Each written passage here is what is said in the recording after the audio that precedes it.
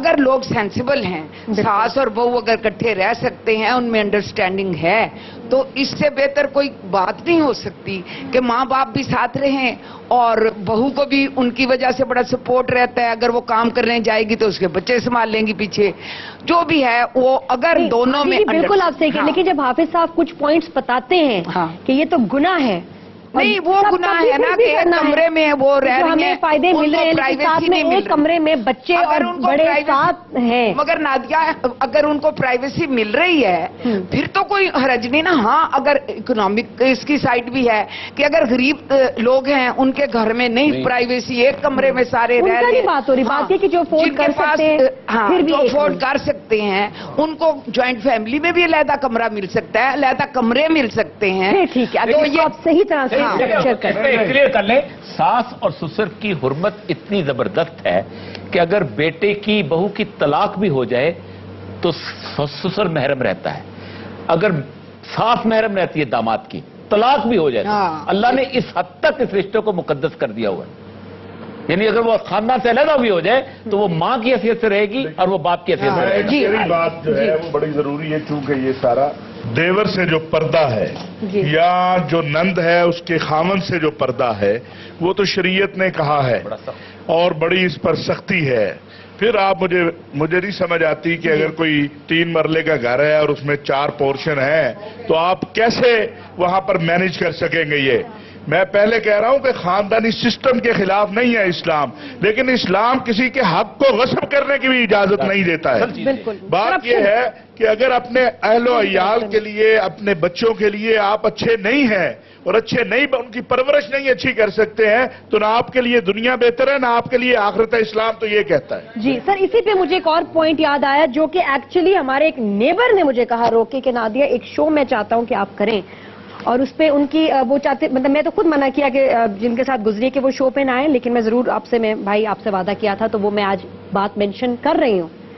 جب انہوں نے کہا کہ حافظ صاحب میں بالکل میرے لیے نئی بات ہی، مجھے لگا جیسے ڈرامے کی سٹوری سنا رہے ہیں. کہتے ہیں جی پلیز شو کریں، میری بہن کی ابھی ریسنٹلی ڈیورس ہوئی ہے شادی کے 1 سال بعد. میں کہا بھائی خیریت کیوں، کس کی وجہ سے؟ انہوں نے کہا جی وجہ میاں بیوی میں مسئلہ کوئی نہیں، میاں بھابھی کو پسند کرتے اور اور میں نے کہا بھی ٹھیک ہے، ایک شک ہو سکتا ہے کہ جی بھابھی کی سائیڈ لیتے تھے کیا. کہتے نہیں اتنے سیریس جھگڑے اور اتنی سیریس انوالومنٹ، شروع میں تو سب ایوری تھنگ واز فائن، بعد میں میں نے آہستہ آہستہ دیکھا کچھ مہینوں میں کہ بھابھی کے ساتھ جو بھی رویہ تھا وہ وائف کو منظور نہیں تھا. بھابھی نہ محرم ہے، بھابھی کی وجہ سے اب نہ بھابھی نہ محرم ہے. اب ہوتا ہے، میں بڑا ہی عجیب تھا، اسی لیے کہتا ہوں بھابھی تو ماں کے برابر ہے. ہم نے سنا فلموں میں، ڈراموں میں بھابھی تو ماں کے برابر ہے، حالانکہ دنیا نے غلط سمجھا اس رشتے کو، فلموں میں دکھایا ہے. But is it happening in Pakistan? دیکھیں میں آپ سے گزارش کروں، انسانی جبلت جو ہے، انسانی فطرت جو ہے اس میں بغاوت ہے. آپ اس پر یہ لفاظی نہیں چڑھا سکتے کہ بھابھی جو ہے وہ ماں بجا ہے اور فلاں یہ ہے. رشتے اللہ نے مقرر کر دیے وہی ہیں. ورنہ شریعت کیوں کہتی کہ بھابھی سے پردہ کرو اور بھابھی دیور سے پردہ کرے؟ اب ہم کوئی زیادہ قابل لوگ آ گئے ہیں مطلب، لیکن کوئی مذاق نہیں ہے کیونکہ طلاق ہو گئی، لڑکے نے نہیں طلاق اور دی. طلاق کے بارے میں میں کہہ دوں، یہ کہا گیا کہ اللہ کے ہاں سب سے زیادہ غصہ دلا دینے والی چیز اللہ کو، لیکن اس کا مطلب یہ نہیں ہے کہ آپ جو ہے بیوی کو جو بالکل جو ہے وہ بالکل زمین کے ساتھ لگا دیں، اس کے حق غصب کرتے رہیں. یہ بھی اللہ کو قبول نہیں ہے، یہ بھی اللہ نے اس کی بھی اجازت نہیں دی ہے. اس لیے اگر مطلب میں یہ آپ ہم سے یہ بتانا، کیونکہ یہ رشتہ اتنا مقدس ہے کہ آپ سوچ نہیں سکتے کہ کبھی ایسی فیلنگز ڈیولپ ہو سکتی ہیں. کیا ہماری مطلب انسان کی فطرت کو ذہن میں رکھ کے بتائیں کہ کیا ایک مرد کو اپنی بھابھی کے لیے ایسے کوئی اس میں اٹریکشن ہو سکتی ہے، یا بھابھی کا ایسے سوچنا؟ آج جو کچھ آپ میڈیا پہ دیکھ رہے ہیں، میڈیا آپ کے ہاتھ میں یہ جو ایک ٹیلی فون ہے، اس پہ جو چیز آپ چاہتے ہیں دیکھتے ہیں. ریموٹ بڑی اور ریموٹ بھی ہے، فون بھی ہے. اب تو آپ آگے جا رہے ہیں 3G 4G پتہ نہیں کہاں پہنچیں گے. اسلام نے منع نہیں کیا تعلیم سے، ریسرچ کرنے سے، آگے بڑھنے سے. اسی لیے رسول اللہ نے فرمایا چین चीन का कहा, तालीम हासिल करो चाहे तुम्हें चीन जाना पड़े इल्म। वो क्या इल्म था? वहां को कुरान और हदीस नहीं चीन में पढ़ाई जाती थी, वहां पर दांतों का इल्म उस वक्त सिखाया जाता था। इल्म से इस्लाम ने मना नहीं किया, लेकिन ये जो आलात अब आपके पास आ गए हैं, ये जो आजादी आपके पास आ गई है, और उसके लिए आपने अपनी कौम को तालीमी मैदान में ज़हनी तौर पर, कल्बी तौर पर तैयार ही नहीं किया हुआ। उन सुलगते हुए जज्बात के सामने बड़ी मुश्किल चीज है। आप अपने आज 50 चैनल है ना आपके ड्रामों के, मैंने 20 साल ड्रामा लिखा है, आज ड्रामा उठा लें 80% ड्रामा इनफर्टिलिटी के ऊपर, बिल्कुल इनफर्टिलिटी के ऊपर।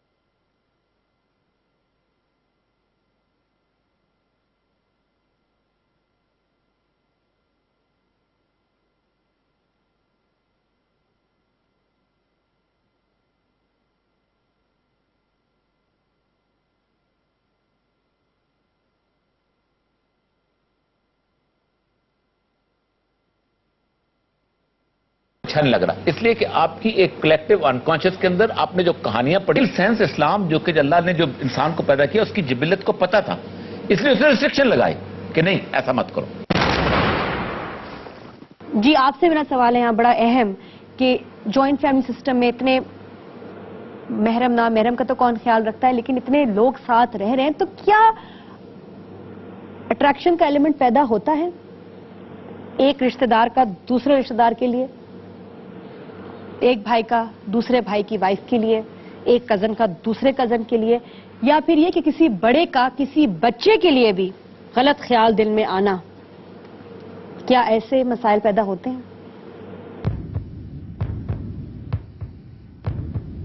रिजल्ट में 68% ने कहा कि जी ऐसा होता है, हो रहा है हमारे घरों में, ये डेंजर है, ये एक है तो सही। तो प्लीज आप इर्द गिर्द आपके जो भी लोग हैं उन पे नजर रखें, अपने बच्चों को प्रोटेक्ट करें, बहुत जरूरी। रिश्तेदारों से भी, कुछ आपने घर में देखे होंगे रिश्तेदार होते हैं जो आपके बेशक बड़े हैं लेकिन आपको उनको टच करने का कोई हक बनता नहीं है कि जी आप बच्चे हैं और भांजियां हैं या भतीजियां हैं, ऐसे फजूल में हाथ लगाना, मस्ती करना, या आप समझते हैं, समझदार हैं, नजर पहचानिए और अपने बच्चों को खुदारा बचाइए एटलीस्ट ऐसे शैतानों से जो आपके रिश्तेदार के भेस में भी मौजूद है। हमारे माशरे में औरत औरत की बड़ी दुश्मन है। माँ को साइड लेता है तो बीवी को लगता है मुझे इग्नोर कर रहा है, बीवी को साइड लेता है तो माँ कहती हाय मैं तेनू पाल पोस के इन्ना वड्डा कीता ते आज तू ऐ कर रहे हैं मेरे नाल। जलती हो वो क्योंकि तुमसे ज्यादा खूबसूरत है, ज्यादा सलीकामंद है, तो तुम्हें प्रॉब्लम होती है। अल्लाह ने शिरक के बाद सबसे बड़ा गुनाह जो है वो वालिदैन की गुस्ताखी करार दिया। तुम्हारी बेगम ने ये कहा दिया, अरे भाई मर्द हो, तुम्हारा क्या काम है, तुमको जी औरतों के चक्कर में नहीं पड़ता। तो ये तो मर्दों का काम क्या है, ये औरतों वाली घिचपिच में, ये तो हमारा काम है गॉसिप करना।